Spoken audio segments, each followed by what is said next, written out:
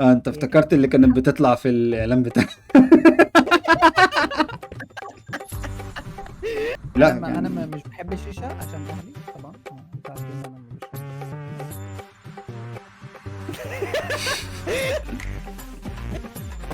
وفي كده باترينا تانية كده ممكن يبقى فيها حاجة كده اه بس فاترينا أكيد تانية بيبيع مصاحف صغيرة. أنا مش عارف ميز راح فين، وبقالي سنة مستنيه، وهو اللي معطلني المرة دي مش أنا اللي معطله.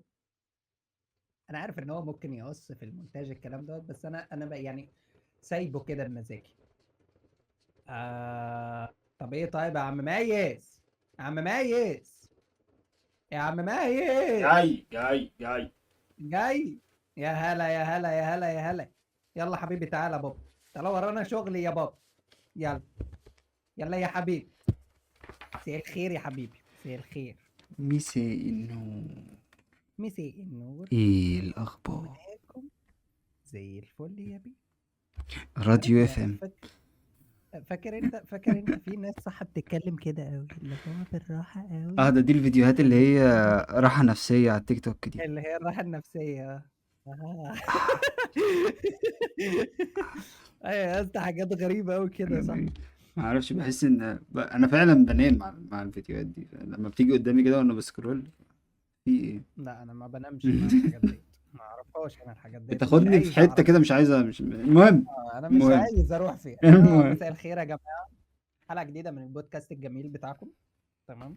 اللي انتوا بتحبوه اللي انا مش بحبه. ماشي. زي الفل يعني. احنا زي الفل. تمام. احنا النهارده الصراحه الحلقه شويه الى حد ما ممكن تقلب معانا جزء شويه مش كوميدي. تمام. هنتكلم في كذا حاجه يعني النهارده. آه بس في بس يعني هو تنبيه التوبيك كده بتاعنا النهارده الصراحه. هو عن زي ما هتشوفوا يعني في اول الفيديو. التوبيك النهارده اسمه اللي فات مات. فاي حاجه كانت بتحصل زمان وعجبتنا كلنا، او خدت فيوز كتير على اليوتيوب، او حصلت في التلفزيون او في البلد عموما وعجبت الناس ومبقتش موجوده دلوقتي، دي الحاجات اللي احنا هنتكلم عليها. بس قبل ما نتكلم في تنويه بسيط حابين نقول. في الفتره اللي فاتت ديسكورد اتقفل من مصر، بس طبعا الفي بي ان ما خلاش بنفتحه عادي.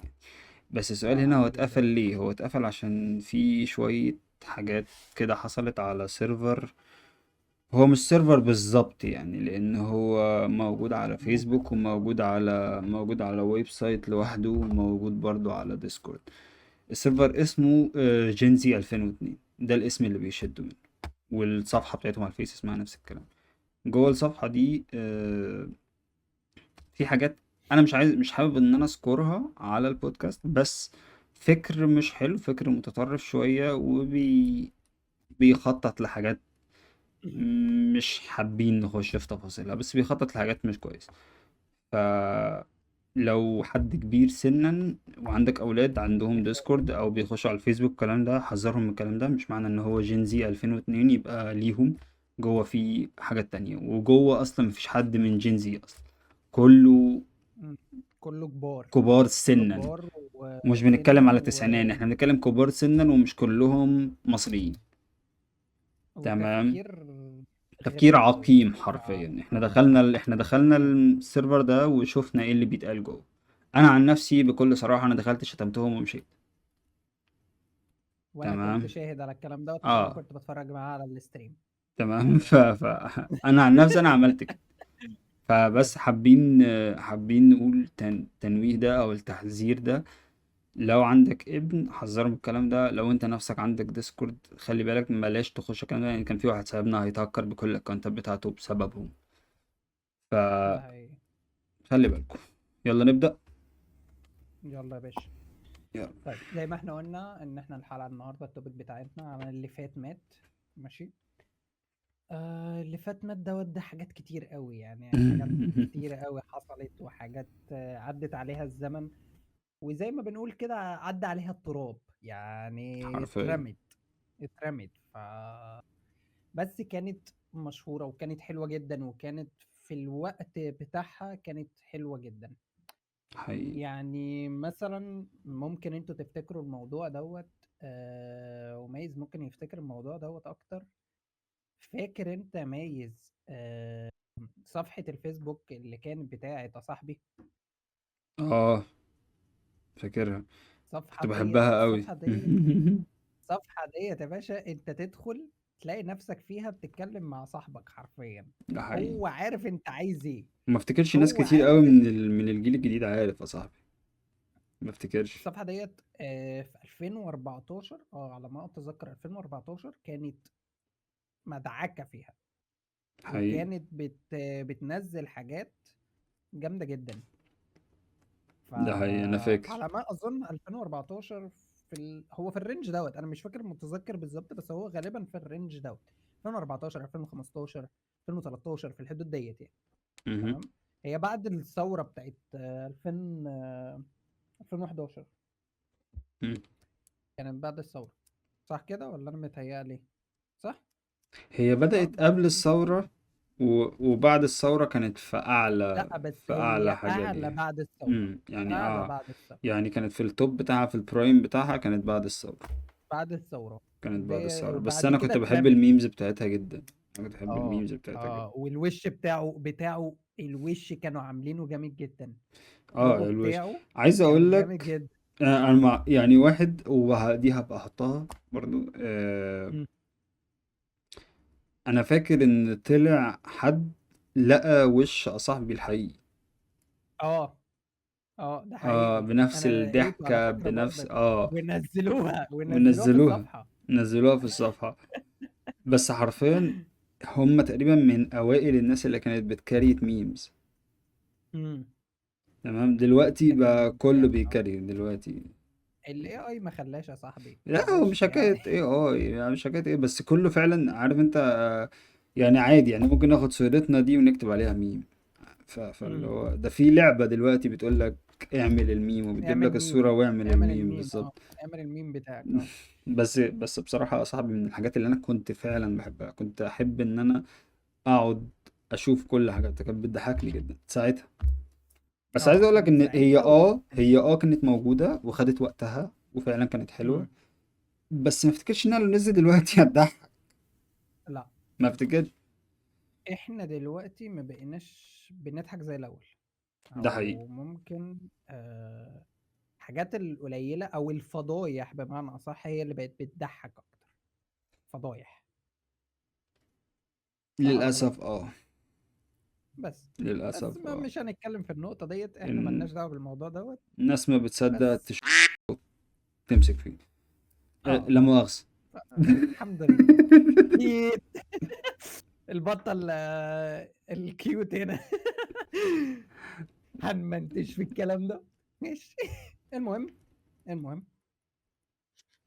ايه طيب. اللي عندك انت؟ يعني انا قلت لك حاجة، قول لي انت حاجة بقى من عندك. طيب. مثلا. ما اعرفش، انا متأكد مليون في المية ان في ناس كتير جدا ما تعرفش البند ده. مم. تمام. وهو. هو بند نزل من 9 سنين بالظبط. من مم. 9 سنين، وعمل تقريبا 5 اغاني. 5 اغاني نزلوا على اليوتيوب. تمام، انا ما اعرفش حتى مم. مين اللي مغنيهم. اه بس هو كان بينزل حاجات، وكان بيحط عليها صور، او كان بيعمل الاغنية بشكل كرتون شوية وهي شغالة، وكانوا مم. بينزلوها. بس انا كنت بحب اغانيهم جدا. كان اسمهم هتفرج. انا سمعت الاسم دوت بس ما اعرفهمش قوي، بس انا سمعت الاسم دوت فعلا. على العموم، كده كده احنا هنحط كام لقطة من كذا أغنية نحطهم. مم. عشان نزلت من البيت قفشني الموهاب في إيجار فواتير ما دفعتش كهربا ولا غاز. الأستاذ بيحضر لك وبيسهر عشانك يا بيه، رمي ورق واعمل صواريخ وانت فاشل بتقول هي. خليك كده في البالونة واخرك هتنضف كبانيه. عشان الناس نرجع تقول رأيها فيها، الذكريات لأن بجد نرجع هما فعلا كانوا الذكريات. حلوين جدا، ومعرفش وقفوا ليه. بجد كان يعني، انت يعني ايه منزل 5 أغاني على اليوتيوب والفيوز بتاعتك بالكم ده ومكملتش؟ بس معرفش هما مكملوش ليه، بس بصراحة كانوا حلوين جدا. وكان كل أغنية كان ليها معنى أو بتقدم نصيحة أو بتناقش قضية بانتقاد مم. بانتقاد ساخر يعني. فكان الموضوع حلو. زيهم زي MTM اللي وقفوا بعد أمي مسافرة والكلام ده كله. زيهم زي بلاك تيما كمان. بلاك تيما وقفوا، ومؤخرا لسه عاملين حفلة في ساقية الصاوي تقريبا، بس لسه عاملين حفلة اندر جراوند معرفش فين، بس وكانوا بيغنوا الأغاني القديمة بتاعتهم. وما افتكرش ان ناس كتير برضو عارفة بلاك تيما. ده ناس قديمة، ده ناس قديمة قوي. اه ناس، قديمة. ومنهم اللي بيمثلوا دلوقتي اصلا. انت عارف مين في بلاك تيما؟ معرفش تعرفهم ولا لا. آه شفت ممكن ما ألف سمعتش مبروك؟ أسامي. ألف مبروك بتاع الفيلم فيلم بتاع أحمد حلمي. ماشي اه. سواق اه تاكس. سواق. اه اللي هو اه بتاع عارف. يا هو كان دريكسيوني بيقول يا له يا دريكسي. دريكسيوني دريكسيوني اه. اه ده واحد من بلاك تيما. بجد. هما تلاتة، ده واحد منهم. انت بتهزر، ده اه انا لسه اول مرة اعرف ده. اه والله انا بقول لك انا ممكن ما اعرفش الاسامي. وواحد تاني برضو لسه طالع في كذا مسلسل مؤخرا من بلاك تيم. هم كلهم على بعض ثلاثة. لا يبقى ممكن انا قصدي على حد تاني بقى. مم. قصدي على حاجة تانية، على تيم تاني او حاجة. لا بس البلاك تيما أغانيهم كانت حلوة أوي، واخدة ستايل مم. واخدة ستايل نوبي شوية، أو واخدة ستايل كده، كاركترات حلوة. أنا كنت بحب أسمعهم، ولحد دلوقتي لسه بينزلوا حاجات على سبوتيفاي بتاع أغانيهم عندي. MTM طب حلو. تقريبا ما اعرفش، بس هو كان اغاني كوميدي بتاعتي بالنسبه لي. لا ما ده يوتيوب بس. ده طب انت يوتيوب كنت بس. بتتفرج على ميلودي تتحدى الملل؟ سلام. رجعتنا لايام الزمن الجميل. انت هي كانت افتكرت اللي كانت بتطلع في الاعلان بتاع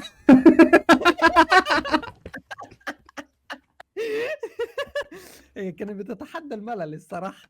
صراحة ما انكرش. يا ما قليل انكرش الادب، معلش. يا قليل معلش. الادب. هي كانت هي كانت بتتحدى الملل، بس كانت في نفس الوقت على حسب بتتحدى الملل. على حسب اني ملل.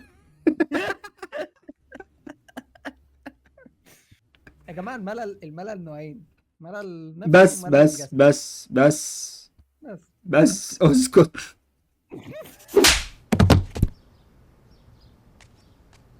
Smack that, got on the floor, smack that, give me some more, smack that, tell you shit sorry, smack that, oh. Smack ايوه انت ملل نفسي بتطينها وملل جسدي. زياده. انت ملل نفسي بتطين. وملل لا جسدي يا لا ابني. لا لا خلاص. نقطع الحتة ديت، ابعد الكلام دوت خالص. مش هشيل مش هشيل حاجه. مش هشيل حاجه. انا مش هشيل حاجه، اسيب كل حاجه. قال لك انت بتهيألي. انا هنزل حلقه بعبلها كده. يا عم نزلها يا عم. انت بره انا جوه، انت حر وانا حر اكتر. يلا.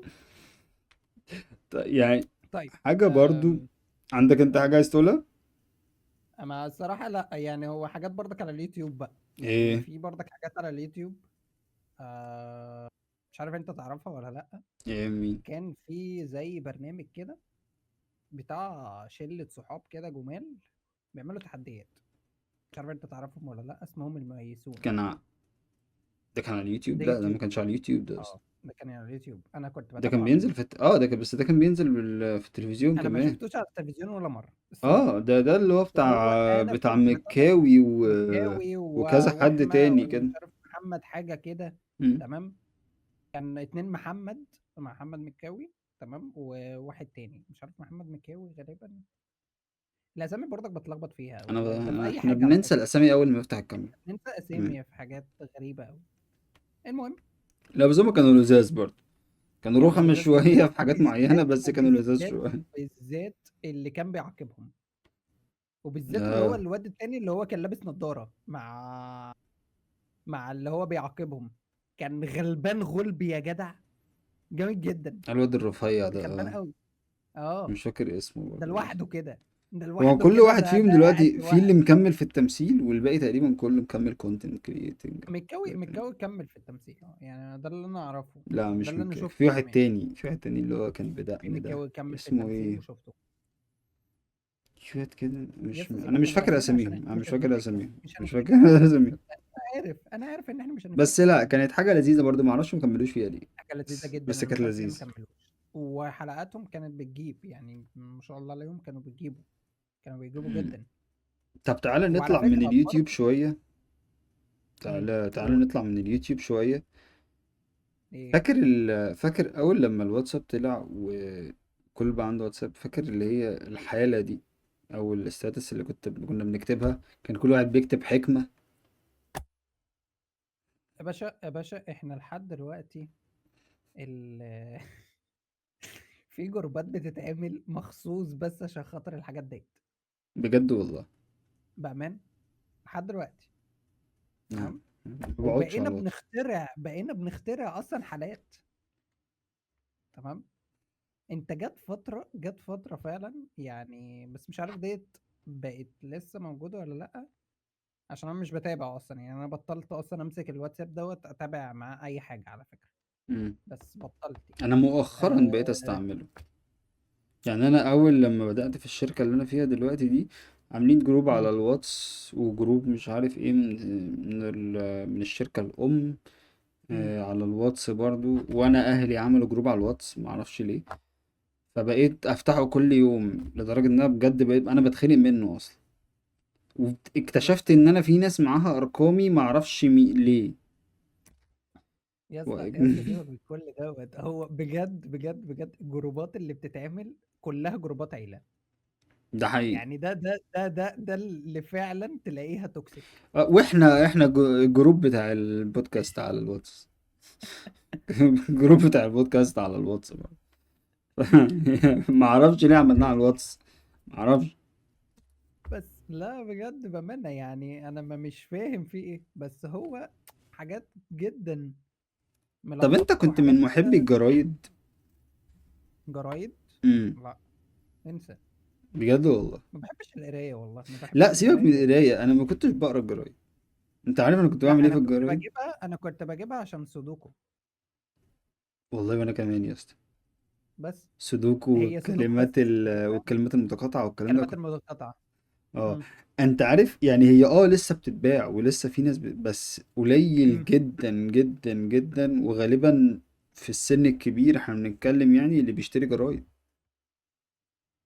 ده اللي هو لسه لحد دلوقتي ما مشاش غير بالموبايل الزراير. يا اما مش بنشتريها غير نحط عليها بالموبال. الطعمية في البيت. ما ممكن. هي يعني ممكن. او حاجة تانية. السمك عشان ما يزفرش الترابيزه. طب انا اقول لك، انا عندي في الشغل في كلاينت دخل لي مم. كبير في السن، وداخل جايب معاه 3 جرايد وقاعد بيقراهم. الدنيا بتاعته خلصت وبتاع ومشي وساب الجرايد. انا خدتها قليت عليها بطاطس. طب الكلاينت دلوقتي لو شاف الحلقه ديت بالصدفه، هو مش هيفهم كده كده، هو مش تمام، انا معاك. هيفهم الجرايد نفسها مش هيفهم. بالانجلش يعني. تفتكر رده ايه بامانه؟ يعني تخيل كده رده هيكون عامل ازاي. اه. تفتكر هيجي يعمل لك مشكله ويقول لك فين الجرايد اللي انت عملت عليها بطاطس؟ اه عملت عليها بطاطس قليت عليها بتنجان. اه. طب انت كنت بتلعب لعب على الفيس يا فيشو زمان؟ يا جدع يا جدع، يعني انت ما كنتش بتلعب المزرعه السعيده على انا كنت الفيس؟ بلعب كل حاجة على الفيس. انا كنت بلعب كازينو ستار يا اسطى على اه الفيس. كذا انستغرام كده. كذا انستغرام، انا كنت انا بخش كنت بلعب السايبر بلاك افتح جاك. الفيس بتاعي واقعد العب. بلعب بلاك جاك. وكنا بنقول بنتهكر ليه؟ احنا بنفتح في اه. السايبر. لا، انا فاكر بس على فكره احنا ممكن برضك نضيف اكتر. السايبر ده دلوقتي ما بقاش هو اللي شغال. اه السايبرات دلوقتي بقى فيها سماعات وماوسات لوجيتك فيها قصة. لا لا لا لا لا لا لا، مم. وكمان غير كده كمان، لا هو ما بقاش شغال زي الاول. اللي بقى شغال اكتر في الفتره الاخيره هو البلاي ستيشنات بس. اه البلاي ستيشنات، لان مهما انت جبت بلاي ستيشن وحطيته في البيت برضو البلاي ستيشن قعدة البلاي ليها قعده ستيشن ليها. بصراحه. الشيشة جنبك بس وقاعد البلاي ستيشن في الكنبة وجنب حواليك صحابك كلهم. انا لا ما انا كان. ما مش بحب الشيشه عشان اهلي طبعا، انتوا عارفين ان انا ما بشربش. ايوه.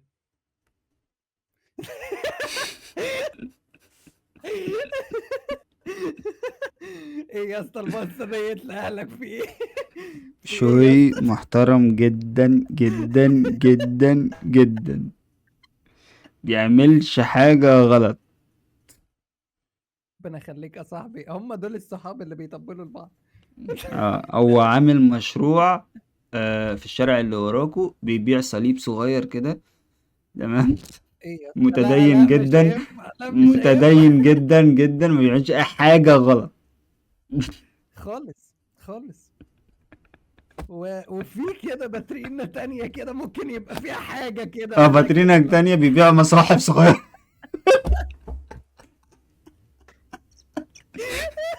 اللي هو يعني انت شوف ديانتك ايه واشتري اللي انت عايزه. احنا احنا وحدة وطنية، يعني وحدة مفيش اي وطنية، مشكلة. وحدة وطنية وأي شغل تمام معاكم. ايه اللي دخلنا في المواضيع يا ابني؟ مش بتوعنا، مش عاجبنا. خلينا نرجع، خلينا نرجع ليه؟ عشان انا بره انت جوه. والنبي ماشي. فكرني كل شوية اه بس عشان يعني أنا إيه، خلينا نرجع، عشان أنا بحب اخر اللي بره الحلقة مش اللي جوه هنلاقي، والله. هلاقي حد جاي شايلك من على الكرسي، فخلينا نرجع. آه، طيب خلينا نرجع خلينا نرجع، خلينا نرجع عشان الألعاب. احنا إيه تاني؟ إيه الألعاب تاني؟ إيه الألعاب تاني اللي مثلا شدتك قوي في الفترة وولف اللي فاتت دي؟ تيم. آه آه وولف تيم بس اول لعبة انا لعبتها اول لما قعدت على جهاز. طب أنت كنت بتحب أنهي مود فيها أكتر؟ انهي مود فيها؟ امم اصل آه، هي كذا كذا مود. هي كذا مود. اللي انا انا كنت فاكره بحب اللي ان انا انا ابقى الولف وهم البني ادمين. هم اللي هيومن، صح اه، كده؟ ده اكتر مود كنت بالظبط. بحبه. ده المود يعتبر اللي هو التوب بتاعها. امم ده ده هي. بجد. في بقى اللي هو المود التاني اللي هو كان بيتحول لولف وبتاع. انا كنت بعشق في ولف كده معين كده في دماغي، يعني اللي واحد. هو كان العملاق الاحمر. مش عارف كان اسمه ايه. كان كان حاجة كده، تمام. والله ما فاكر اللعبة بالظبط. هي المشكلة ان اللعبة يا جدعان هو لعبة ده كان المود اللي بتختار ذكي. منه اربع ولفات كلهم ضخمين وشكلهم مختلف كده، صح؟ ايوه اه، بالظبط، ده ايوه. كان مود لوحده، ده انا ده فاكره بس مود مش فاكر لوحده. اسمه. ما هو برضك نفس الفكرة، مش هو نفس فاكر الفكرة اسمه. برضك بهيومن والكلام دوت. وكان في ولف صغير كده اللي هو بيقعد يتشقلب ده. اللي اتشقلب، اه، كانوا في السايبرات يا مسمينه ابن الزئر ده. اللعيبة. يا ابن اللعيبة، صح كانوا في صح السايبرات مسمينه الزئر ده. صح. وكان بس في على فكرة اللي هو وولف ابو تيم دراع، ابو دراع تلج ده، مش عارف. اه لا فبجد كنت ذكريات بقول لك غريبة. وولف تيم يعني. انا ما كانش عندي جهاز زمان، او كان عندي جهاز مم. بس قديم أوي، ما كانش ما بيشغل الحاجات دي في ما الوقت ده، يستحملش ما الالعاب. يظبطش الدنيا. تمام. مم. حرفيا اللعبة دي بالذات، انا كنت بروح عند خالته، وكنا بنقعد انا مم. وولاد خالتي بنقعد نلعبها، فاهم؟ فانت متخيل 3 قاعدين في الصالة بيلعبوها، فانا بالنسبة لي ليها ذكريات عيلة اصلا. تمام. لا ولا موها. موها يا اسطى. ميدل. اه، ميدل، ميدل. احنا نسينا ميدل. ميدل يا السايبر كله لهوي. كان بيقول بيضرب بعضه عشان ميدل. لا وايه وكان السايبر كله بيلعب ميدل. اول كلمة مشهورة: يا محدش يلعب جماعة بوازيك. ممنوع بوازيك. ممنوع بوازيك. محدش يلعب ممنوع البوازيك. بوازيك. لا لا لا يا عم، ممنوع لا البوازيك. لا. اصل لا. كان على ذكر في برضك الالعاب، احنا بوازيك. لسه خسرانين 4 جيمات جيمين فالورنت. فالو. اه جيمين فالو كده ورا بعض. اه، احنا لسه خسرانين ونازلين رانك كمان. آه يعني احنا محطوط علينا أوي يا جماعة، فبعد اه، اذنكم يعني ادعمونا كده حتى باللايك ولا اي حاجة. فالو بتهلس. ادعمونا. فالو ادعمونا كده. بتهلس. لا لا لا لا، احنا كل شوية بقى الجيم فعلا بيدخل معانا كده ناس معاقة ذهنيا. ده حقيقي. مش عارفة تلعب. مش عارفة تلعب، مش على عارفة ذكر تفهم الإعاقة اللعبة أصلا. الذهنية، على ذكر الإعاقة الذهنية، من التيم بتاعنا كمان في إعاقة ذهنية. خلينا نرجع بقى المسلسلات مثلا. تعرف ايه اكتر حاجة فعلا انا كنت بحبها وناس كتير قوي بتحبها بس مبقتش موجودة الاول زي زمان؟ دي مسرحيات. المسرحيات مم. اه يعني واحد، المسرحيات وقفت مثلا لحد وقت معين، وقت كده اوكي، والحاجات دي مم. وقفت كتير قوي. رجع مسرح مصر، تمام. مم. الناس كلها تنتقده وتقول ده مش مسرح والكلام ده كله، بس الناس مش هاممها اصلا. يعني انت رأيك الفني حلو وكل حاجة، بس ده شخص عمل حاجة وعجبتني انا كمشاهد. رأيك خليه ليك، مش هينفع اقول حاجة ده. تمام. آه. محمد صبحي حاجات نزل حاجات بكذا مسرحية برضو وعجبتني جدا، تحفة. على آه. فكرة وبعد كده برضك حتى هو يعني معلش، ايه. في محمد صبحي حتى لما عمل بتاع البرنامج برضك بتاعه، تمام، اللي هو مفيش مشكلة خالص أعزائي المشاهدين، مفيش مشكلة خالص، تمام، على ما أتذكر ده الاسم بالظبط، بس هو مفيش مشكلة خالص، اه، ده مفيش ده اللي مشكلة نزل، خالص. اه، انا فاكر البرنامج ده كان تمام. حلو جدا. البرنامج دوت برضك حتى كده بيوصل الرسالة برضك عن طريق السكتشات. يعني ده هو ما حقيقي. فقدش فكرة ان هو لا انا ما مش مسرح، لا هو مسرح في نفس الوقت برنامج، ده مع انه على حقيقي. فكرة ما كانش بيقدم برامج اصلا، ده اول برنامج يعمله. اه، والسكتشات اللي كانت اغلب بتحصل فيه او المسرحيات اللي كانت بتحصل فيه كانت تحفة. كانت تحفة، مم. وفيها ضحك وكانت وفيها نصيحة وفيها بترجع كل حاجات حاجة. برضك، بترجع على فكرة حاجات برضك هو كان عاملها قبل كده، ده حقيقي. عمل حاجات قبل كده. طلع عم أيوب بتاع الجوكر عمل فيها عم قبل كده. ايوب، بالظبط، طلع كذا حاجة. عمل حاجات برضك حلوة جدا. فبقول لك يعني في كذا مسرحيات اتعملت. مم. وبعد كده ابتدى يحصل كذا حاجة تانية، وابتدت دلوقتي اهي تموت تاني. مم. او ابتدى يحصل يعني، او ابتدى مثلا ايه، في مسرحيات كويسة اتعملت وفي الناس الكويسة في المجال ده عملت حاجات، وابتدى يحصل مسرحيات حرفيا ملهاش اي معنى. فاهم.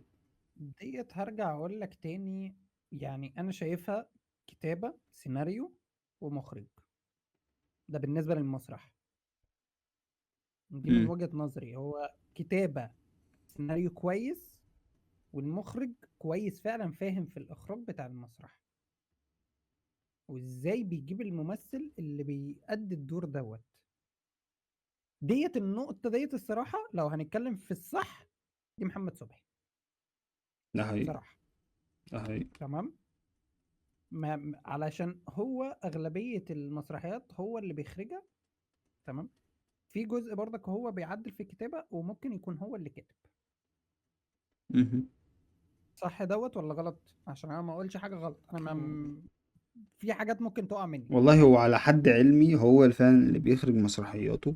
ده هو اللي بيخرج، ديت انا واثق هو اللي منها، بس بيخرج. ككتابة انا مش متذكر قوي. ككتاب انا ما هو فعلا اعرفش ما كاتب، اعرفش هو اللي بيكتب ولا حد بيكتب تاني وهو بيقعد معاه انا ما اعرفش. بس هو بيجيب الحاجات صح، وبيعمل بس الحاجات اللي انا متأكد الهادفة. منه مليون في المية، اللي انا متأكد منه مليون في المية، ان ايا كان محمد صبحي عامل ايه، انا عارف ان انا لو رحت اتفرجت عليها هتبسط. هنتبسط، هنتبسط الصراحة. تمام. ليه؟ عشان مسرح بجد. يعني مثلا مش زي ممثلين كتير موجودين مم. دلوقتي، و... وناس كتير قوي في المجال الفني عموما، انا مم. بروح اتفرج عليهم وانا مدي لنفسي ريسك، او بسأل نفسي قبل ما اقعد هل هتعجبني ولا لا. مم. محمد صبحي بالنسبة لك عادي، ما بتفكرش في ما الاحتمالية دي. بفكرش، انا عارف ان ايا مم. كان هيطلع من تحت ايده هيعجبني. مم. بس فاهم. انا اشهد برضك شهادة حق في لأشرف عبد الباقي من ناحية المسرح، ده تمام. حقيقي. ان هو لما عمل تياترو مصر في الاول، دي مهم. كانت ريسك بالنسبة له جدا، ان هو ازاي بيطلع ناس ممكن بس تكون عايز لسه اقول لك ما كانش متخرجة. ريسك قوي برضه. اقول لك هو لسبب معين، ناس ان هو ما ناس بدأش تياترو مصر على طول. واحد اشرف عبد الباقي عمل برنامج ب... بيوم كله، بالتيم ده كله، عمل اخد برنامج وعلى بيوم. فكرة كانت برضك في في راجل وست ستات برضك في ناس برضك اشتغلت معاه وراجل منهم. وستات فيه منهم، لان العلاقة بينهم كانت طويلة. عمل برنامج مم. بيهم، وبعد كده مم. عمل مسرح بيهم، بس مسرح حرفيا يا بيشو. مم. احنا بنتكلم في مسرح قد قد اوضتك دي، اه وكراسي خشب سكتشات يعني، لا، سكتشات لو رجعت سكتشات. لها، لو رجعت اه لها هتلاقيها مسرحية كاملة اتعملت هي لما طلعت على تياترو مصر. بجد. نفس القصة، تقريبا نفس الكلام. لا هي ديت انا ما اول مره اعرفها تصدق. ده، ما هو ده برضو حاجة من الحاجات اللي أنا لما عملت سيرش على الموضوع ده بدأ إزاي مم. لقيتها. حرفيا هو عمل زي تيست، بيحاول يبيع في خيمة رمضانية ولا ما اعرفش ايه، بس كانت حاجة صغيرة جدا، والكراسي كراسي خشب يعني. تمام. ده فاللي هو حاجه زي الحاجات اللي هي بتاعت الستاند اب زي ستاند ستاند اب كوميدي، حاجة زي كده، بس مسرحية كاملة بس على ايه لا لا لا. في عادي ايه عادي. لا لا لا. دور تاني. دين دين. تمام. فهم كانوا بيعملوها تقريبا زي تيست، او كان بيبيع الفكرة مم. بشكل او باخر. لما طلعت اتعرضت بشكل اكبر وبشكل بروفيشنال اكتر، واتعرضت على قناة مم. الحياة والكلام ده كله، فعلا جابت. جابت مع الناس. والمشكلة ان هي نزلت في وقت، لو تفتكر برضو هي نزلت في وقت الثورة، الموضوع ده بدأ بوقت الثورة. مم. جت في وقت الناس محتاجة حاجة تفك عن حاجه نفسها. تفكها فعلا. فاهم. ده حقيقي. ولما عملوا وهو مسرح مصر ما اتخنقتش منهم. انا لحد دلوقتي لو انا قاعد على السرير مش عارف اعمل ايه، بفتح مسرح مصر اتفرج عليه. ممكن اكون عارف على الحلقات فكره انا كلها. مسرح مصر لحد دلوقتي انا يمكن فعلا عارف برضك جزء كبير قوي من الحلقات بتاعته. مم. فعادي بالنسبه لي. ده بقيت حقيقي. بتفرج عليها تاني وتالت ورابع فعادي مش بتزهق. اه، انا مش فاهم. بزهق منها، هي حاجة خفيفة جدا، انا بحب اتفرج عليها، مم. اذا كانت الحلقات القديمة ولا طب الحلقات الجديدة. انت عارف البرامج اللي انا بالنسبه لي ممكن حاسس ان هي تكون باظت شويه بعد الابديت بتاعها والكلام دوت السيزونات بتاعتها. مهم. عرب جوت تالنت. انا اوافقك فاكر عرب جوت اوافقك. تالنت. عرب جوت تالنت كانت ممكن الموسم بتاع احمد حلمي واللي قبله على طول. ده غالبا كان التالت. غالبا كان الموسم التالت او الرابع حاجه زي كده. تمام. احمد حلمي واللي قبله. ماشي.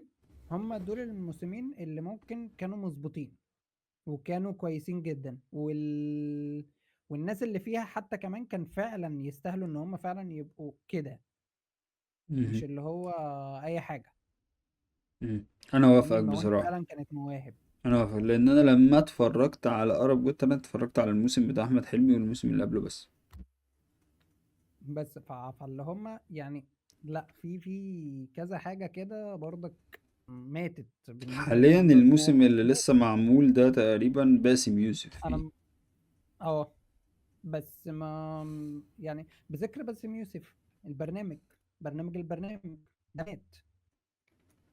هو مات. فاهمني. هو مات، بس انا هو مش هو مات، مات. هو اتوقف. بس انا كنت من محبينه جدا. انا من محبينه جدا.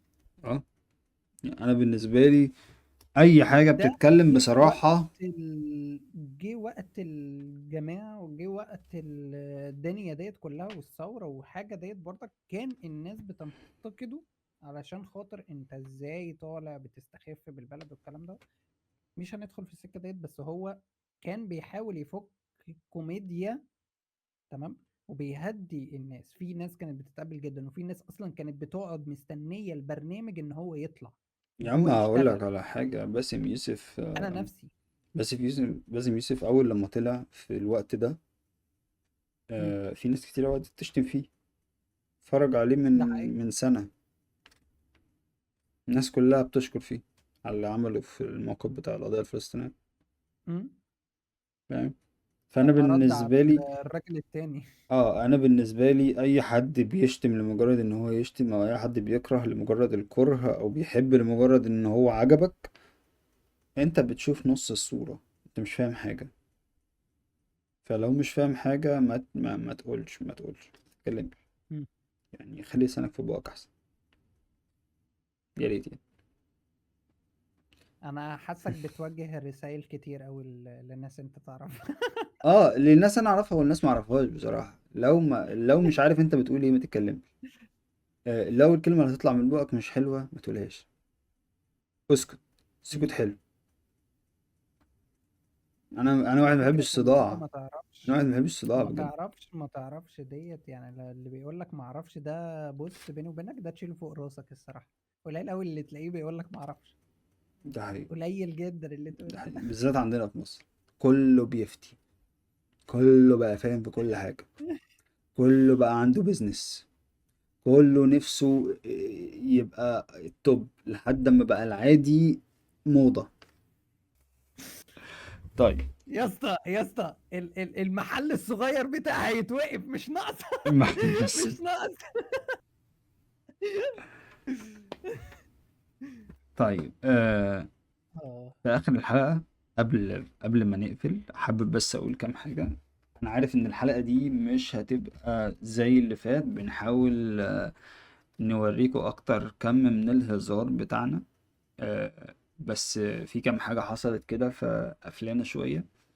أتمنى بس نكون قدمنا حاجة كويسة بشكل أو بآخر، وقولوا لنا رأيكم في الكومنتات. وزي ما قلنا في الأول،